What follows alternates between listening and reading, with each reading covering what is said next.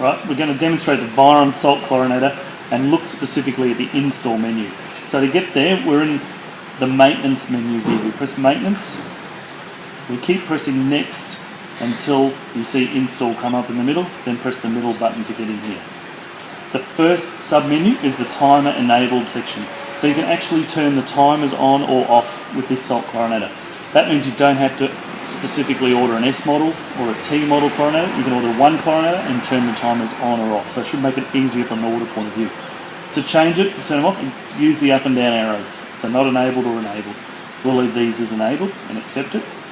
The next section is the FastCom section. This is if you're connecting it up to a Viron Connect or a Viron pump. Generally you will leave it set as enabled, unless you might have an old Genesis system you're setting up a new chlorinator to, then you may disenable or not enable that. But we'll leave this one set as enabled. 3-speed pump. If you're setting it up with a Viron pump, you want to be able to change the speeds on the pump. With the chlorinator, you would enable that. If you don't have a pump, make it not enabled. But we'll leave this one as enabled.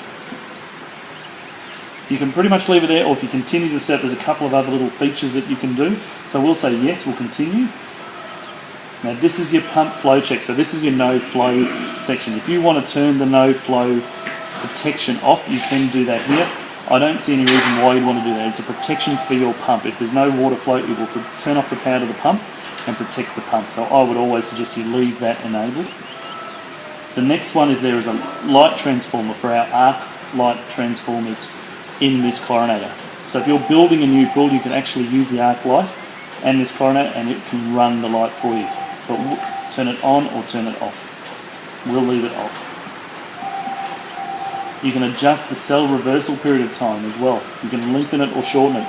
If you're in an area with some fairly heavy water or lots of minerals in the water and you need to reverse it more often, you can adjust it in here to get the cell staying clean. So we'll leave it at 4 hours and accept that.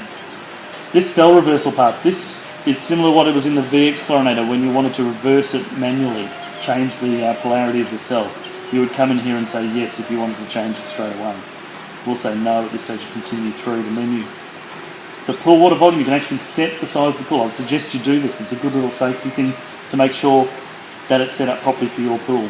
So 60,000 litres goes up and down in 1,000 litres at a time. Once you've got to the level you want, press accept. If you have a spa, you can put that in there as well and adjust the volume of the spa. If you don't have a spa, doesn't matter, just leave it set at 3,000 litres and accept it. That's the end of the menu. If you want to save it, you say no to reset the factory defaults and that will save everything that you've changed. And we're now back to the manual off menu.